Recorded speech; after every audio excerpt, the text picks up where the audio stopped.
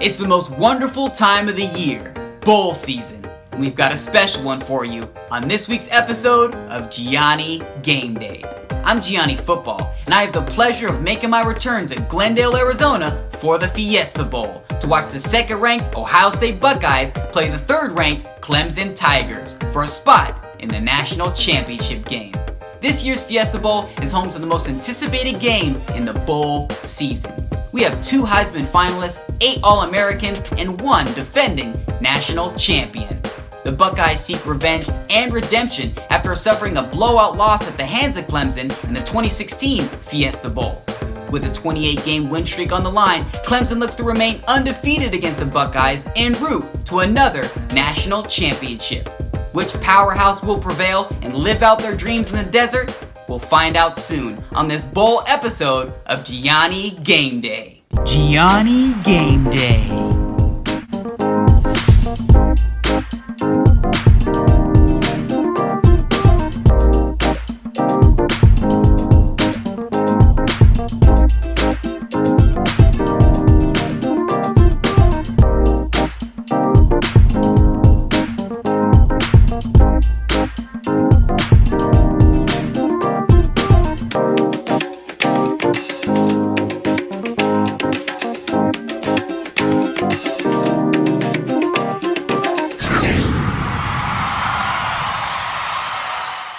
One of my first stops while in Arizona is going to be to Scottsdale, home of the Fiesta Bowl Museum. So this segment of Know Your History is going to be completely focused on the Fiesta Bowl.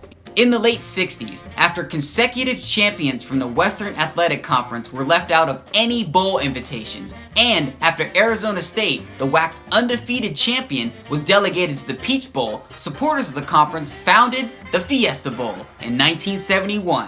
The 1986 game set a trend that most bowl games would soon follow. Sunkist, a corporate sponsor, bought the naming rights of the Fiesta Bowl, making it the first bowl game to ever do so. In 1987, number 1 ranked Miami played number 2 ranked Penn State in a de facto national championship game. Since both teams were independent and not tied to any certain bowls due to conference obligations, the top 2 teams were able to play January 2nd, one day after all the traditional bowl games had already played. Penn State upset Miami that year and drew the largest TV audience in history at the time. 1991 was a rough year for the Fiesta Bowl, as many teams declined their invitation to attend the postseason game. The reluctance was due to the state of Arizona's decision to not recognize Martin Luther King Day as an official holiday.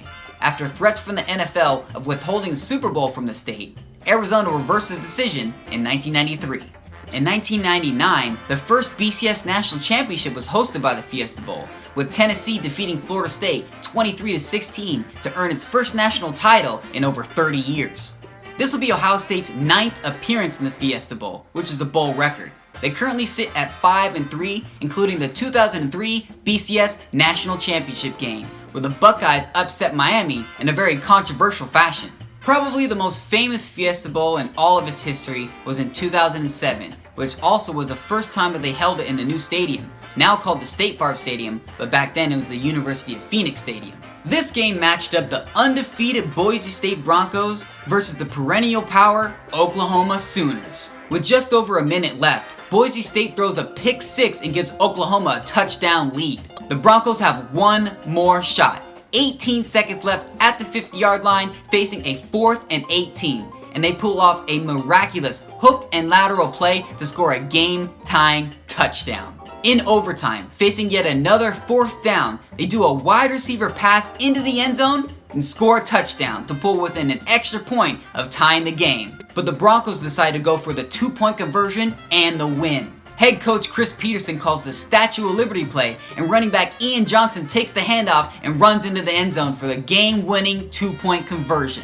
After the game, on live television, he proposed to his girlfriend, who was a cheerleader on the Boise State Broncos cheer team, and she said yes. In January 2016, the Ohio State Buckeyes defeated Notre Dame 44-28 in a game which I attended, and it was my first time seeing Ohio State and Notre Dame play. But later on that year, in December 2016, the Buckeyes got whooped by Clemson in the CFP semifinal, 31-0. And now it's time for a Gianni Gameday breakdown. So both teams are obviously highly skilled and have elite playmakers on both sides of the ball. But some matchups I'm excited to see are the Clemson wide receivers versus the Ohio State DBs. Clemson has all ACC performers like T. Higgins, Justin Ross, and Amari Rogers, so it's going to be interesting to see how they match up against consensus All-American Jeff Okudah, and also all Big Ten defender Jordan Fuller. But Clemson's got some defensive backs too, and they'll probably have their hands full against the Ohio State wide receivers like KJ Hill and Chris Olave. Tanner Muse and AJ Terrell, who are also all ACC performers for Clemson. I remember seeing them last year in the national championship game against Alabama, and they really shut down Alabama's highly touted wide receivers. Another obvious matchup would be the offensive line of Clemson as well as their backfield versus the defensive line of Ohio State as well as their linebackers too. We all know about Chase Young, consensus All-American, All Big Ten. He was a Heisman finalist. Can he get pressure on the quarterback? Jackson Carman and Tremaine Ankrum are going to have their hands full against Chase Young on the edge. But even if he stunts inside, John Simpson, he is a All-American in his own right too. But can they withhold through the whole entire game? Because Ohio State is not just the Chase Young show. They've got a lot of other good defenders, such as Malik Harrison, Devon Hamilton. So Ohio State is stacked. But also on Ohio State's side, can they stop Travis Etienne, who is a very underrated running back from Clemson? He's one of the best running backs in the nation, so it's going to be a very interesting battle back and forth to see if the defenders from Ohio State can stop that intense running game too. The same could be said for Ohio State. Yes, they have a lot of playmakers like Justin Fields and J.K. Dobbins, but can their offensive front give their guys enough holes, enough time to throw the football to make plays? Because Clemson, it's not just a bare cupboard from last year. They are stacked on the defensive line and linebacker, such as Isaiah Simmons, who is another All-American for Clemson. He's going to be running down people for tackles, maybe even forcing some turnovers, as well as Niles Pinckney, who is a All-ACC performer on the defensive line. So he's going to be, going in there and causing some trouble. But Ohio State, they have a pretty nice offensive line too. With Wyatt Davis, he is a All-American in his own right. Jonah Jackson, he is a All-Big Ten performer. That's obviously reason why J.K. Dobbins has had so many open holes with those two guard positions. So it's going to be interesting to see if the defensive line and the linebackers can really stuff up those holes, get a lot of pressure on Justin Fields. It has come the time for my predictions. It's a really tough game to call because both teams are stacked on both sides of the ball, both really great coaches for both teams. I feel like Clemson, as dominant as they've been the entire season, I don't know if they've been tested like Ohio State will test them this Saturday. Ohio State has had some close calls, like with Wisconsin and against Penn State and during the first half of the Michigan game. So I think they have shown some resilience. They have a very dominant defense. I think they're gonna, really put a lot of pressure on Trevor Lawrence and force him into mistakes. I do think they have the defensive skills to match up with Clemson. They're talented wide receivers, running back Travis Etienne.